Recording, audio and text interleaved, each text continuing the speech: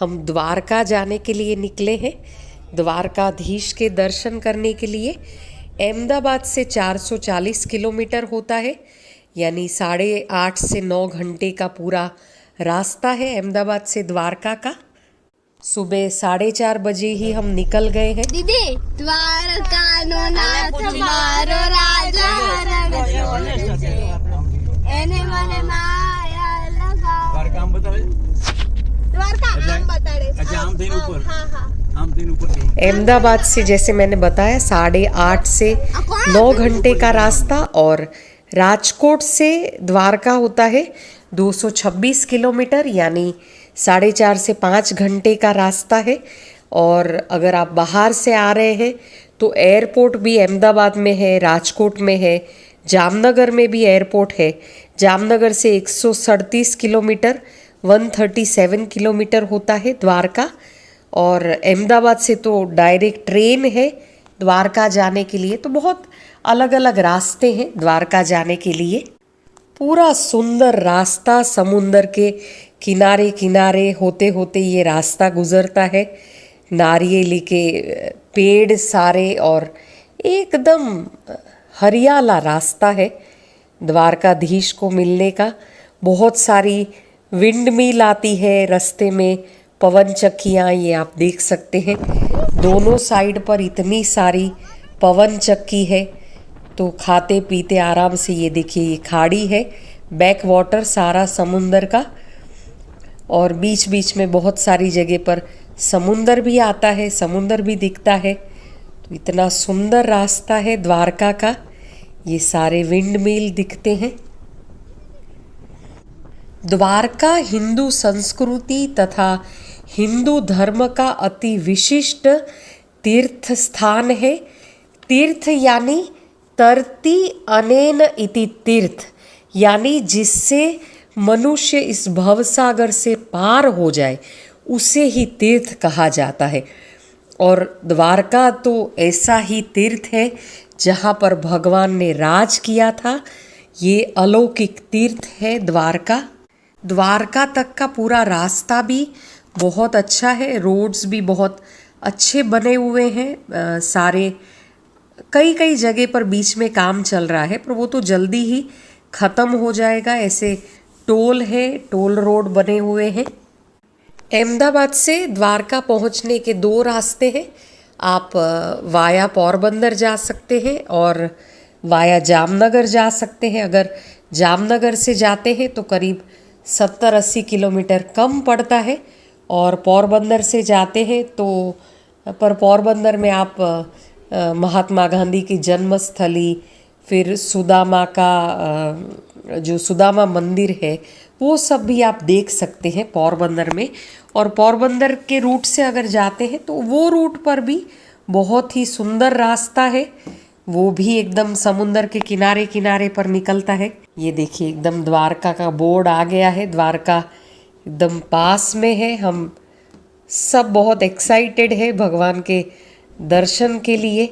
गुजरात के पश्चिम हिस्से में द्वारका है, एकदम अरब सागर के किनारे पर। वहीं पर जो द्वारका वैसे डूब गई थी, अरब सागर में समा गई थी, वही द्वारका एकदम लास्ट छोर है। अगर आप गूगल मैप में देखें तो लास्ट में ये द्वारका दिखती है। ये हमने होटल में चेक इन कर लिया। हम होटल दी द्वारका में रुके हैं। बहुत ही सुंदर होटल है ये जहाँ हम रुके हैं। द्वारकाधीश की जय।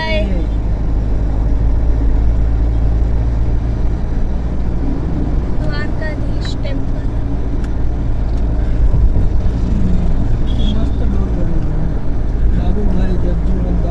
सबसे पहले हम रुक्मणी मंदिर जा रहे हैं। ऋषि दुर्वासा के श्राप के कारण भगवान श्री कृष्ण और रुक्मणी जी को 12 साल एक दूसरे से दूर रहना पड़ा था। ये रुक्मणी जी मंदिर के सामने ही, यानी 2 किलोमीटर दूर ही द्वारकाधीश का मंदिर है। सामने से दिखता है, ध्वजा दिखती है द्वारकाधीश के मंदिर की, पर ये प्रमाण है कि दोनों को दुर्वासा के श्राप के कारण ऐसे अलग रहना पड़ा था। तो यहाँ पर रुक्मणी जी का मंदिर है और बहुत सुंदर प्रतिमा है रुक्मणी जी की। ऋषि दुर्वासा का आश्रम भी यहीं पर है पास में। इसकी कहानी है, ऋषि दुर्वासा को आमंत्रित करने गए थे भगवान श्री कृष्ण और रुक्मणी जी। तब जब साथ में ले जा रहे थे तब बीच में रुक्मणी जी को प्यास लगी और कृष्ण ने अपने पैर के अंगूठे से जमीन पर पैर का अंगूठा दबाया और पानी निकला और रुक्मणी जी ने पानी पी लिया। पर ऋषि दुर्वासा को पूछा नहीं तो उन्होंने श्राप दिया था कि तुम जैसे मुझे भूल गई वैसे तुम दोनों को भी एक दूसरे से अलग होना पड़ेगा 12 साल के लिए। फिर नारायण की कृपा हुई और रुक्मणी जी श्राप मुक्त हुए। ऐसी ये पूरी कहानी है। ये देखिए, ये द्वारकाधीश का मंदिर है और हम बिल्कुल दिवाली के समय पर आए हैं। 3 दिन के बाद दिवाली है तो पूरा सजावट की दिवाली की है यहाँ पर। ये देखिए, द्वारकाधीश की ध्वजा दिख रही है, सुंदर मंदिर दिखता है और रात की रोशनी आप देख सकते हैं द्वारका की। अद्भुत नज़ारा है यहाँ का। और वैसे भी भगवान ने जहाँ पर राज किया है, साम्राज्य था उनका, वो जगह की तो बात ही क्या करना। मोक्ष का पवित्र धाम है द्वारका। भगवान श्री कृष्ण मथुरा में जन्मे, गोकुल में पले बड़े और द्वारका में उन्होंने शासन किया। ये मेन गेट है। यहाँ से ऐसे बहुत सारे गेट बने हुए हैं द्वारका मंदिर के पास जाने के लिए। और ये पूरा राइट साइड पे जो दिखता है वो पूरा समुंदर का किनारा है और वहीं से गोमती नदी भी बहती है। ये गोमती घाट से हम गुजर रहे हैं। ये देखिए, ये सुदामा सेतु बनाया हुआ है गोमती घाट के ऊपर, गोमती नदी के ऊपर।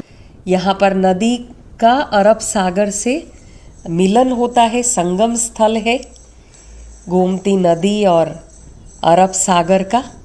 ये देखिए, रात का, दिन में तो ये जगह से गाड़ी निकाल ही नहीं सकते, ऐसी हालत है। बहुत ही छोटी छोटी गलियां हैं। ये तो रात का समय है तो हम एकदम इजीली गुजर रहे हैं। ये देखिए, मटकी मक्खन मिश्री की मटकी बनाई हुई है। ये सारी धर्मशालाएं हैं, होटल्स हैं, बहुत सारा रहने की बहुत सारी अलग अलग सुविधाएं हैं यहाँ पर। ये द्वारका का पहले नाम कुशावती था। विष्णु पुराण में ऐसा लिखा हुआ है कि द्वारका को पहले कुशावती कहते थे। ये गेट हमने देखा, वो इस्कॉन गेट था। ये ऐसे कुंड बने हुए हैं, अलग अलग बहुत सारे कुंड हैं यहाँ पर। ये देखिए, कितना सुंदर बना हुआ है। नहाने के लिए कुंड बनाया हुआ है। कहते हैं जब मथुरा पर जरासंध ने आक्रमण किया तब सारे यदुवंशी को बचाने के लिए भगवान ने भागने की लीला की और वो द्वारका आए। वहाँ पर एक कहानी है, ये बहुत सुंदर। तब कहते हैं भगवान श्री कृष्ण ने समुद्र के तट पर ये दिव्य नगरी द्वारका का निर्माण किया। उन्होंने समुद्र देव से ज़मीन मांगी। कहते हैं 12 योजन ज़मीन उन्होंने ली, समुद्र देव ने दी उनको द्वारका बसाने के लिए। और इसीलिए कहते हैं कि जब भगवान ने अपना अवतार समाप्त करके जब वैकुंठ जा रहे थे तब द्वारका भी साथ में डूब गई। समुद्र देव ने अपनी जो ज़मीन उन्होंने दी थी वो ज़मीन वापस ले ली, क्योंकि भगवान यहाँ से उनका अवतार समाप्त करके वैकुंठ चले गए। और द्वारका आज भी बहुत सारे, अब तो पुरातत्व विभाग ने भी द्वारका के प्रमाण सारे निकाले हैं और करीब 700 किलोमीटर लंबी दीवार भी मिली है समुद्र के बीच में से। तो ये सारे तो प्रमाण ऑलरेडी है ही कि यहाँ पर द्वारका जो थी वो डूब गई और कितना वैभव था द्वारका का। ये शारदा पीठ आदि शंकराचार्य ने जिसकी स्थापना की थी, शारदा पीठ, यहाँ पर बहुत सुंदर प्रतिमा भी है आदि शंकराचार्य की। पास में ही पीछे ही ये यहाँ से एक एंट्रेंस है शारदा पीठ जाने का। वैसे मंदिर के अंदर ही है शारदा पीठ, और चंद्रमौलेश्वर महादेव भी है, वहाँ पर स्थापना की है शारदा देवी की और शारदा माँ की और चंद्रमौलेश्वर महादेव की। ये देखिए, ये पूरा गोमती घाट दिख रहा है, दिन में बहुत सुंदर दिखता है ये गोमती घाट। द्वारका में आते ही मन शांत हो जाता है, आनंद की अनुभूति होती है और एक अलग ही प्रसन्नता होती है यहाँ पर आकर। और क्यों न हो, भगवान ने यहाँ पर राज किया था और बेट द्वारका भी हम गए, उसका भी मैंने वीडियो डाला है। हर एक ये सारे जो स्थान मैंने यहाँ पर वीडियो में दिखाए हैं, हर एक के मैंने अलग अलग पूरे डिटेल में भी वीडियो डाले हैं, आप वो सारे भी ज़रूर देखिएगा। पूरा विस्तार से मैंने बताया है। तो बेट द्वारका एक्चुअली अपभ्रंश है, भेंट द्वारका कहते हैं, क्योंकि सुदामा गए थे वहाँ पर भगवान को भेंट करने के लिए, इसीलिए भेंट द्वारका कहा जाता है। ये देखिए, दिन में भी कितनी सुंदर ध्वजा भी 5 बार चढ़ती है। ये 52 गज की ध्वजा है। मंदिर में मोबाइल ले जाना, पर्स ले जा, आप सिर्फ पैसे ले जा सकते हैं, बाकी कुछ भी ले जाना अलाउड नहीं है। वहाँ पर आपको जमा करवाना पड़ता है। आप मोबाइल से फ़ोटो नहीं खींच सकते हैं, मोबाइल वैसे अलाउड ही नहीं है, वहाँ पर चेकिंग करते हैं अच्छे से।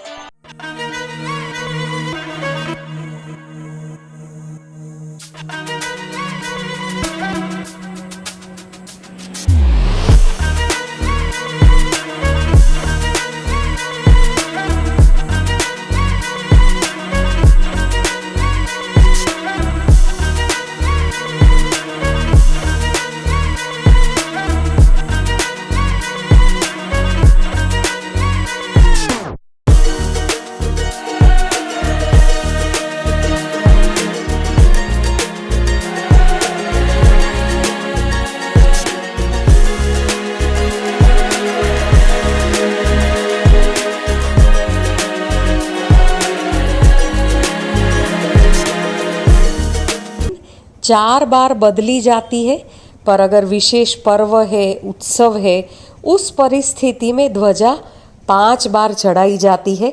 अब ये 52 गज की ध्वजा के पीछे भी मानना है सबका कि 12 राशियाँ, 27 नक्षत्र, 10 दिशाएं, सूर्य, चंद्र और उनके अधिष्ठाता स्वयं भगवान द्वारकाधीश, इन सबको मिलाकर 52 की संख्या होती है। इसीलिए द्वारकाधीश मंदिर पर चढ़ाई जाने वाली ध्वजा की लंबाई भी 52 गज ही निश्चित की हुई है। ध्वज सूर्य और चंद्र को दर्शाता है, यानी जब तक सूर्य और चंद्रमा रहेंगे तब तक श्री कृष्ण रहेंगे। 7 मंजिला ये पूरा मंदिर है, 72 इसमें स्तंभ है। कई बार आक्रमण हुए इस मंदिर पर आज भी ये मंदिर अपने मूल रूप में खड़ा है।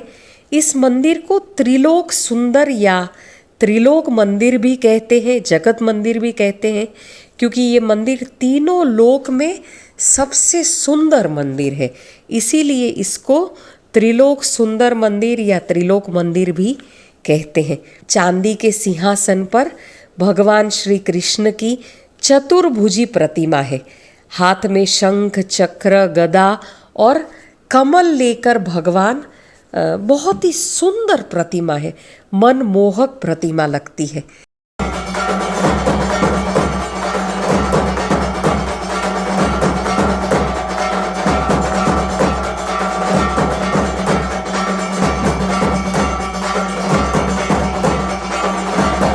ये देखिए, ये 56 सीढ़ी इसको कहते हैं।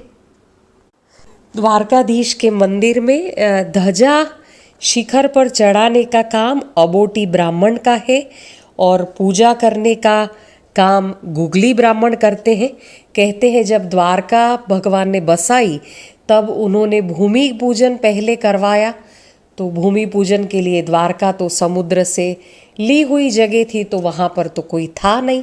तो उन्होंने बाहर से ब्राह्मण बुलाए पूजा के लिए, और वो जो ब्राह्मण सारे उन्होंने बुलाए, वो ब्राह्मण ने गूगल हवन किया।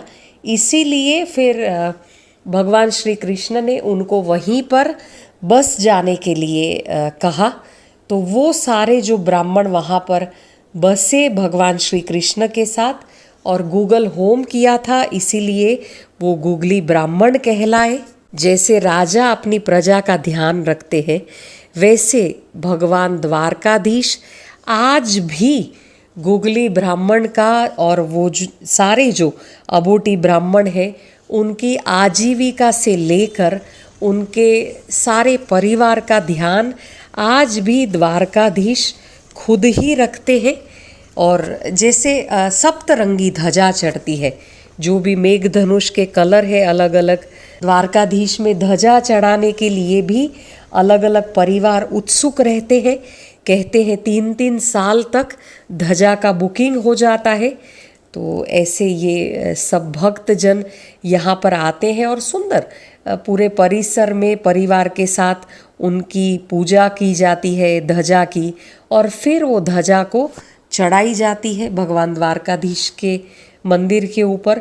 ऐसे ही द्वारकाधीश के वस्त्र के भी अलग अलग रंग है, क्योंकि भगवान द्वारकाधीश तो द्वारका के धीश यानी द्वारका के राजा है, और राजा जैसे रहते हैं वैसे ही भगवान को अलग अलग दिन पर अलग अलग रंग के वस्त्र चढ़ाई जाते हैं।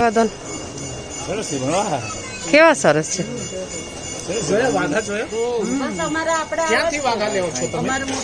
આ તો મેં રાજસ્થાન થી લીધેલા અને આ દ્વારકા થી મુગટ લીધેલું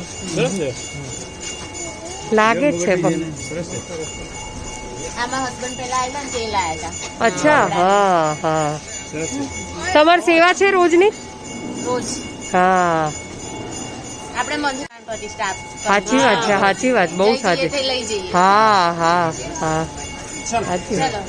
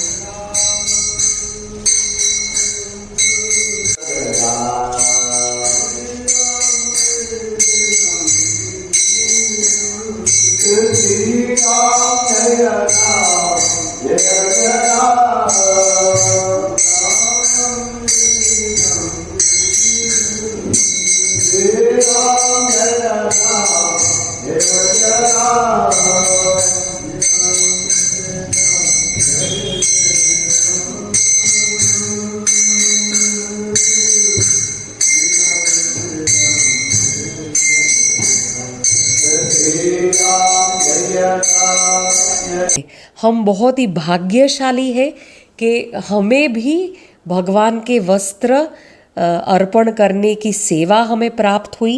तो हम अलग अलग द्वारकाधीश के लिए अलग अलग वस्त्र तैयार करके ले गए थे साथ में। तो ये एक बहुत ही हमारे लिए बहुत सौभाग्य का भी अवसर था और बहुत कृतज्ञता का भी था कि भाई भगवान ने हमें ये मौका दिया, द्वारकाधीश ने हमें ये योग्य समझा कि हम उनके लिए वस्त्र हम ले जा पाए। और बहुत ही अच्छे वस्त्र बने हैं। मैंने सारे थोड़े थोड़े ग्लिम्स आपको दिए हैं। अलग अलग रंग के हमने गुलाबी कलर के वस्त्र, पीले कलर के वस्त्र, फिर लाल कलर के वस्त्र, फिर नीले कलर के वस्त्र, ये सारे वस्त्र भगवान के लिए बनवाए हैं। तो ये एक बहुत आनंद की अनुभूति हुई ये भगवान को अर्पण करके। पुरातत्व जानकारों के मुताबिक ये जो मंदिर है द्वारकाधीश का, वो 2500 साल से भी पुराना है। इसका ये मंदिर का निर्माण श्री कृष्ण के परपोते वज्रभान ने करवाया था। भगवान श्री कृष्ण की चौथी पीढ़ी, भगवान श्री कृष्ण के बेटे प्रद्युम्न और प्रद्युम्न के बेटे अनिरुद्ध और अनिरुद्ध के पुत्र वज्रभान ने ये मंदिर का निर्माण करवाया था। ऐसे 4 धामों में एक और सप्तपुरी में द्वारकापुरी है। द्वारका में भगवान शासन करते थे और भेंट द्वारका में उनका महल था, रानियों के साथ वो निवास करते थे और ये द्वारका उनका ऑफिस था और ऐसा कह सकते हैं कि भेंट द्वारका उनका घर था। महाभारत के समय अर्जुन और दुर्योधन जब भगवान श्री कृष्ण की सेना और उनको मांगने के लिए आए थे तो वो यहीं पर भेंट द्वारका में ही आए थे। द्वारकाधीश के इसी मंदिर परिसर में उनका पूरा परिवार, उनके पूरे परिवार के अलग अलग मंदिर हैं, अलग अलग देवी देवताओं के साथ पटरानियों की भी मंदिर यहाँ पर स्थापित है। भगवान श्री द्वारकाधीश जी के मंदिर के चौथे मंजिल पर 10 दिशाओं की रक्षा करती हुई माँ आद्य शक्ति विद्यमान है। कहते हैं माँ आद्य शक्ति सारी मनोकामनाएं पूर्ण करती है और 10 दिशाओं से भक्त की रक्षा भी करती है।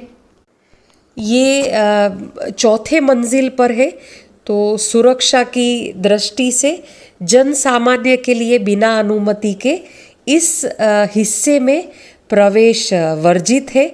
आपको पहले से अनुमति लेनी पड़ती है तो ही आप यहाँ पर ये शक्ति माता जी के मंदिर के दर्शन करने जा सकते हैं। इसके अलावा दाऊ जी महाराज, प्रद्युम्न, अनिरुद्ध, पूरा रानीवास है, देवकी माता जी का मंदिर है। एकदम सामने ही द्वारकाधीश जी जहाँ पर विराजमान है उनके सामने ही उनकी माता जी का मंदिर है। तो ऐसे इसी परिसर में सारे द्वारकाधीश के परिवारजनों का मंदिर है, सबके आप दर्शन कर सकते हैं। और वहीं पर सामने शारदा पीठ भी है। आदि शंकराचार्य ने शारदा पीठ की स्थापना की थी। वहाँ पर चंद्रमौलेश्वर महादेव और शारदा माँ देवी शारदा का भी मंदिर है। द्वारकाधीश के मंदिर में प्रवेश के लिए उत्तर दिशा से भक्त प्रवेश करते हैं जिसको मोक्ष द्वार कहते हैं और द्वारकाधीश का दर्शन करके दक्षिण दिशा से जो द्वार है वहाँ से बाहर निकलते हैं, क्योंकि द्वारकाधीश का दर्शन करके स्वर्ग मिलता है। तो जो दक्षिण दिशा का द्वार है 56 सीढ़ी से होकर जो गुजरता है उसे स्वर्ग द्वार कहते हैं। तो स्वर्ग द्वार से होकर भक्त नीचे उतरते हैं।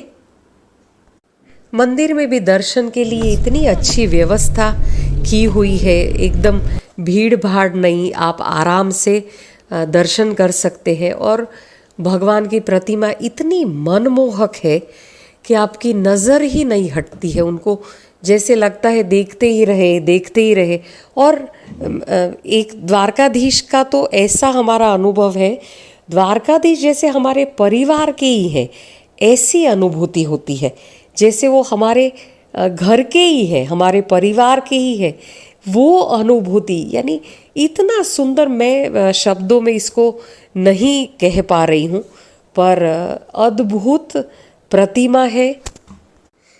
बार बार उनको देखने का ही मन होता है। जब भी द्वारका जाते हैं, द्वारकाधीश को देखते हैं तो हर एक बार वही अद्भुत, अविस्मरणीय और अकल्पनीय ही अनुभव होते हैं।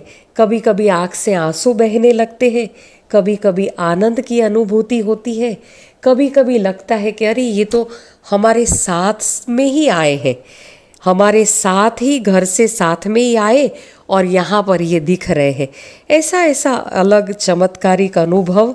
और द्वारका की तो बात ही कुछ और है। इसीलिए तो इसको इतना, क्योंकि भगवान रहे हैं और भगवान की आज भी उपस्थिति, और इतने सारे चमत्कारिक अनुभव आपने सुने ही होंगे कि जब भूकंप भी आया तभी द्वारकाधीश के मंदिर को कुछ नहीं हुआ, अभी भी बिजली गिरी थी पर मंदिर पूरा बिल्कुल, मंदिर को एक खरोच भी नहीं आई है।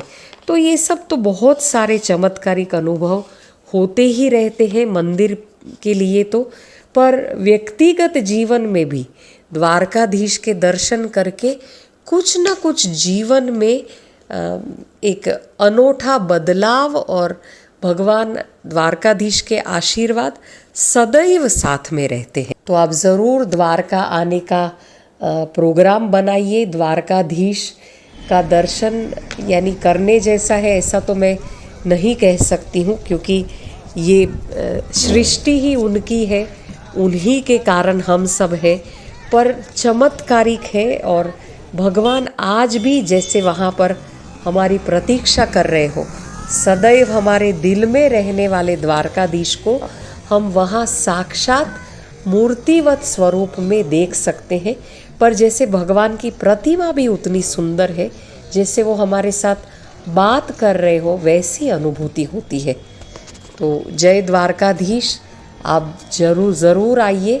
और द्वारका के बारे में अगर आपको कोई भी प्रश्न भी है, आप ध्वजा भी चढ़ा सकते हैं। आपको अगर भगवान के लिए वस्त्र दान करने हैं, वो सब भी आप सेवा कर सकते हैं।